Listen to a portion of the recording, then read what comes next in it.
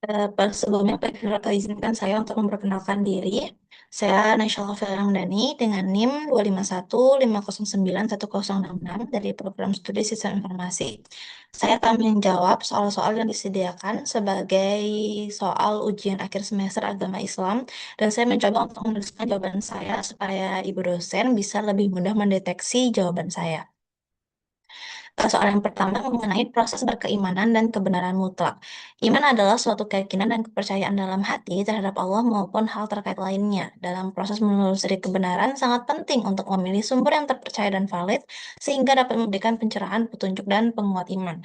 Berikan ulasan saya didukung beberapa ayat dan bukti bahwasanya Al-Quran memang kitab suci yang merupakan firman dari Allah dan terjaga isi kandungannya hingga saat ini.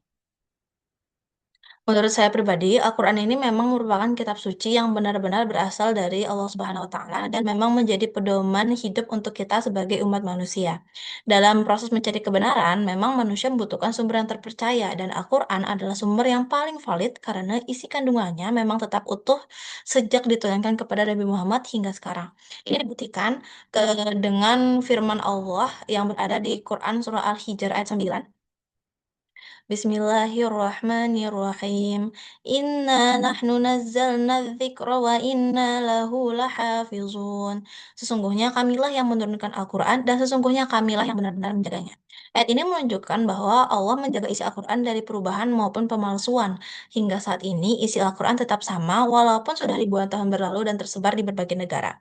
Selain itu, Al-Quran juga memiliki banyak bukti kebenaran, salah satunya adalah kandungan ilmu pengetahuan yang baru terbukti di zaman modern.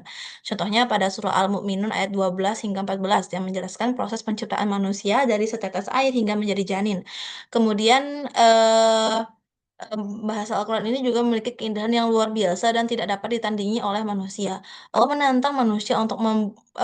menantang manusia untuk membuat suatu surah yang sama atau setara dengan Al-Quran, namun hingga saat ini tidak ada yang mampu melakukannya. Bukti lainnya adalah banyak penghafal Al-Quran di seluruh dunia, yang mana walaupun kitab ini panjang, tebal, tapi jutaan umat muslim mampu menghafalnya dari awal hingga akhir.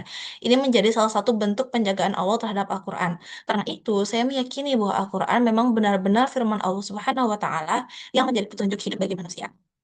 Kemudian untuk poin B, mendeskripsikan cerita dan pengalaman pribadi saya dan mengaitkannya dengan 5 jenis hidayah. Dalam perjalanan hidup, keimanan seseorang itu pasti mengalami proses naik turun gitu ya. Saya juga pernah mengalami masa di mana ketika ibadah itu hanya sekadar kewajiban. Saya tidak benar-benar memahami maknanya, saya tidak benar-benar merasakan penyerahan diri kepada Tuhan. Namun seiring bertambahnya usia dan pengalaman, saya mulai belajar bahwasanya agama itu bukan hanya tentang aturan, tapi juga pedoman hidup.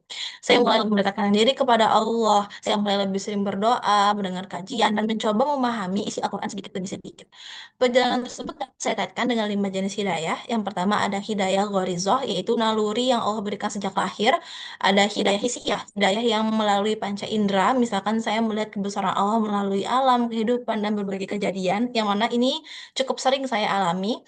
Kemudian ada hidayah akliyah, hidayah yang berupa akal, hidayah diniyah, petunjuk agama, dan hidayah taufikiyah, yaitu hidayah berupa kemampuan untuk menjalankan kebaikan, karena tidak semua orang yang mengetahui suatu kebenaran atau kebaikan itu mampu melaksanakannya.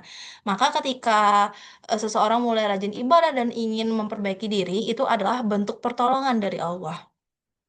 Dari pengalaman tersebut saya belajar bahwasanya iman itu memang harus terus dijaga dan diperkuat, karena keimanan bukan sesuatu yang harus langsung sempurna, tapi proses yang berlaku sepanjang hidup. Kemudian yang nomor dua, mengenai Nabi Muhammad SAW sebagai tauladan. Poin A, Allah telah mengutus Nabi Muhammad SAW untuk memperbaiki akhlak umat manusia saja atau seluruh manusia. Mengapa perlu diutus Nabi dan Rasul yang terakhir? Di sini saya diminta untuk menjelaskan pendapat saya didukung dengan ayat atau hadis. Menurut saya, Nabi Muhammad SAW itu diutus bukan hanya untuk memperbaiki akhlak umat muslim saja, tetapi jelas ini ya, untuk seluruh umat manusia. Hal ini dikarenakan ajaran yang dibawa oleh Nabi Muhammad itu bersifat universal, mengajarkan kebaikan, keadilan, kasih sayang, dan perdamaian bagi semua orang tanpa memandang suku maupun agama.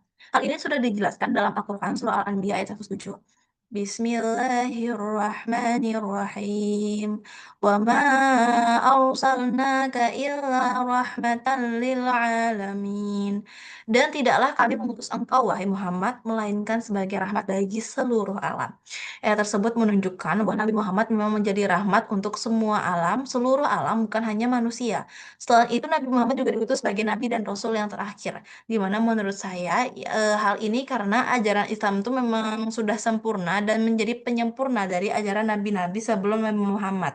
Sehingga setelah Nabi Muhammad tidak ada lagi nabi yang diutus. Hal ini dijelaskan dalam Al-Quran surah Al-Ahzab ayat 40. Maka Muhammadun aba ahadim mir rijalikum walakin Rasulullah wa khataman nabiyyin wa kana Allahu bukilan syai'in alima.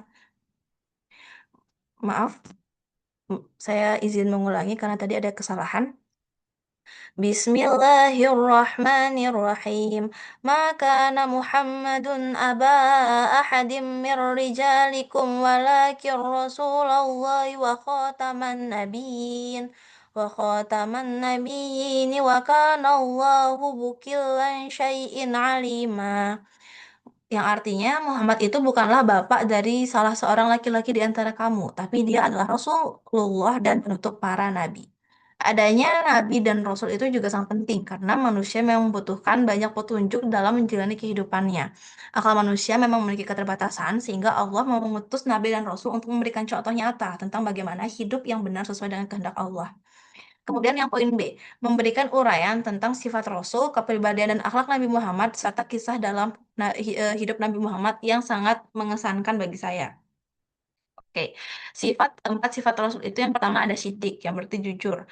Amanah dapat dipercaya, tablik yaitu menyampaikan wahyu, dan fatonah yang berarti cerdas. Kemudian kalau kepribadian atau akhlak Nabi Muhammad, itu Nabi Muhammad SAW itu jelas memiliki akhlak yang sangat mulia sebagai Nabi dan Rasul.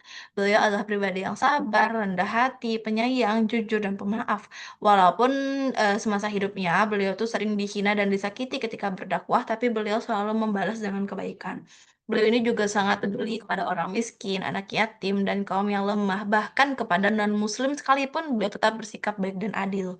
Akhlak Nabi Muhammad ini tentu sangat layak, sangat-sangat cocok untuk menjadi panutan, menjadi contoh terbaik bagi umat manusia di zaman kita ini. Ya, ini tuh juga sudah dijelaskan dalam Al-Quran surah Al-Qalam ayat 4. Wa innaka la'ala ya khuluqin azim. Dan sesungguhnya engkau benar-benar berbudi pekerti yang agung. Menurut saya, akhlak Nabi Muhammad SAW sangat relevan diterapkan di zaman sekarang, terutama dalam menghadapi perbedaan pendapat, menjaga sopan santun, dan menghormati orang lain. Kemudian yang nomor tiga, kisah dalam hidup Nabi yang paling mengesankan bagi saya. Kisah Nabi Muhammad SAW yang mengesankan bagi saya itu adalah ketika beliau berdakwah di kota Taif. Di mana saat itu beliau itu mengalami penolakan dan penghinaan, bahkan sampai dilempari batu hingga terluka.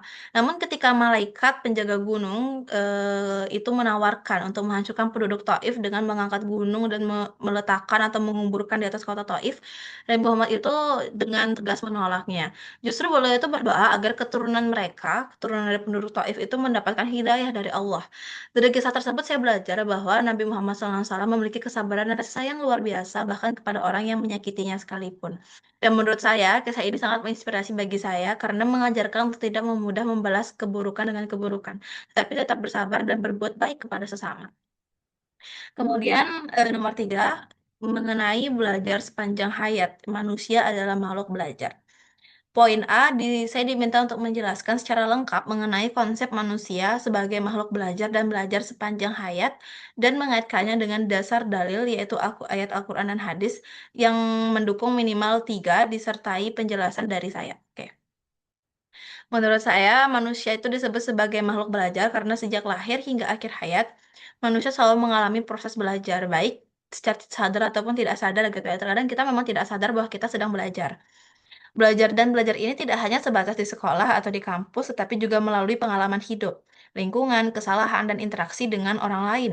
Dalam Islam, menuntut ilmu memiliki kedudukan yang sangat penting. Islam sendiri mengajarkan bahwa belajar adalah kewajiban bagi setiap muslim agar memahami kehidupan dan menjalankan ajaran agama dengan baik. Konsep belajar sepanjang hayat berarti manusia harus terus mencari ilmu tanpa mengenal usia, bahkan hingga tua sekalipun. Dalil pertama itu terdapat pada surah Al-Alaq ayat pertama. Iqra bismi rabbikal ladzi khalaq. Bacalah dengan nama Tuhanmu yang menciptakan.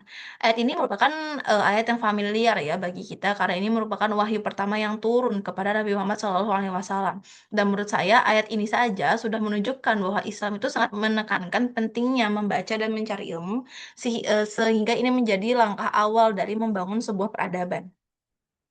Kemudian dalil kedua terdapat di surah Az-Zumar ayat 9. Bismillahirrahmanirrahim. Amman huwa qanitun ana al-laili sajadan wa qabiman yahdharul akhirata wa yarju rahmatar rabbih. Qul hal yasta Qul hal yastalladzina ya'lamuna walladzina la ya'lamun. Innama yatadzakkaru ulul albab. Apakah semua orang-orang yang mengetahui? Apakah sama orang-orang yang mengetahui dengan orang-orang yang tidak mengetahui? Ayat tersebut saja sudah menjelaskan bahwa orang yang berilmu memiliki derajat yang lebih tinggi karena ilmu dapat membantu manusia membedakan mana yang benar dan mana yang salah. Kemudian dalil ketiga adalah hadis Nabi Muhammad SAW yang memiliki arti menuntut ilmu itu wajib bagi setiap muslim. Hadis ini menunjukkan bahwa belajar itu sama sekali bukan pilihan, tetapi kewajiban. Ilmu tidak hanya ilmu agama, tetapi juga ada ilmu pengetahuan, teknologi, kesehatan, dan banyak lainnya yang bermanfaat bagi kehidupan manusia. Dan selain itu, Rasulullah SAW juga mengajarkan bahwa mencari ilmu harus dilakukan dengan sungguh-sungguh dan penuh kesabaran. Orang yang berilmu akan lebih mudah memberikan manfaat bagi dirinya maupun orang lain. Di mana menurut saya konsep belajar sepanjang hayat ini sangat relevan di zaman sekarang karena perkembangan ilmu pengetahuan dan teknologi terus berubah dengan cepat. Jika manusia itu berhenti belajar, maka jelas dia akan mudah untuk tertinggal. Dan poin B, bagaimana saudara menerapkan dalil tersebut di atas menjadi muslim pembelajar dalam kehidupan sehari? Dalam kehidupan sehari-hari, saya berusaha untuk menerapkan konsep muslim pembelajar dan terus menambah wawasan saya dengan memperbaiki diri. Sebagai mahasiswa, saya selalu mencoba belajar dengan sungguh-sungguh, tidak hanya di kelas, tapi juga di luar kelas, tidak hanya di kampus, tapi juga di luar kampus, baik tugas, ujian, maupun hal-hal lainnya. Saya juga berusaha untuk tetap mempelajari ilmu agama melalui membaca Al-Quran, mendengarkan kajian, maupun mencari pengetahuan dari sumber yang terpercaya. Selain itu saya juga percaya bahwa belajar tidak hanya dari keberhasilan, tetapi juga dari kesalahan. Malah belajar dari kesalahan itu adalah suatu pembelajaran yang paling sulit untuk dilupakan, yang paling ampuh gitu. Karena dengan terus belajar, seseorang dapat menjadi pribadi yang lebih baik dan lebih bermanfaat dan lebih mendekatkan diri kepada Allah. Kemudian yang keempat mengenai pembelajaran peneliti, di mana manusia sebagai makhluk peneliti. Pertama, jelaskan dan beri contoh mengenai apa yang dimaksud Islam dan sains atau Islamisasi sains, kaitkan dengan fenomena realita maupun kejadian alam. Menurut saya, Islam dan sains merupakan dua hal yang saling berkaitan, bukan hal yang berlawanan ya, tapi berkaitan dan tidak dapat dipisahkan. Islam mendorong manusia untuk berpikir, meneliti, dan mempelajari alam semesta sebagai tanda kebesaran dari Allah. Islamisasi sains sendiri akan diartikan sebagai penggunaan ilmu pengetahuan yang tetap berdasarkan nilai-nilai Islam. Artinya, ilmu pengetahuan dan teknologi tidak hanya digunakan untuk kepentingan dunia semata, tetapi juga harus memberikan manfaat serta tidak bertentangan dengan ajaran agama. Salah satunya adalah proses pergantian siang dan malam yang dijelaskan oleh Al-Quran Surah Az-Zumar ayat 5. Bismillahirrahmanirrahim. Khalaqas samawati wal arda bil haqqi yakawwarul laila 'alan nahari wa maaf. Bismillahirrahmanirrahim. Khalaqas samawati wal arda bil haqqi yukawwirul laila 'alan nahari wa yukawwirun nahara 'alal laili wa sakhkhara asy-syamsa wal qamar. Kullu yajri li ajalin musamma ala huwal azizul ghafur. Yang artinya dia menutupkan malam atas siang dan menutupkan siang atas malam. Ayat tersebut menunjukkan keteraturan alam semesta yang diciptakan oleh Allah. Contoh lainnya adalah proses turunnya hujan. Ini juga sudah dijelaskan oleh Al-Quran, dan ini membuktikan bahwa Al-Quran itu sama sekali tidak bertentangan dengan sains, bahkan menjadi sumber atau inspirasi untuk penelitian. Menurut saya hubungan Islam dan sains itu menunjukkan bahwa agama tidak menghambat perkembangan ilmu pengetahuan, justru mendorong manusia untuk terus belajar dan meneliti kemaslahatan hidup. Yang poin B, telah dijelaskan dalam Al-Quran Surah Al-Alaq mengenai perintah untuk membaca, berikan refleksi saya terhadap ayat tersebut dan kaitannya dengan manusia sebagai makhluk peneliti. Dalam Al-Quran Surah Al-Alaq, Allah telah memerintahkan manusia untuk membaca, di mana perintah ini bukan hanya sekedar membaca tulisan, tetapi membaca dan memahami alam. Seperti fenomena-fenomena yang terjadi di sekitar kita. Menurut saya, ayat ini menunjukkan bahwa manusia diciptakan sebagai makhluk yang memiliki rasa ingin tahu dan kemampuan berpikir. Dengan membaca dan meneliti, manusia dapat menemukan ilmu pengetahuan serta memahami kebesaran Allah. Sebagai makhluk peneliti juga, manusia tidak boleh hanya menerima informasi tanpa berpikir kritis.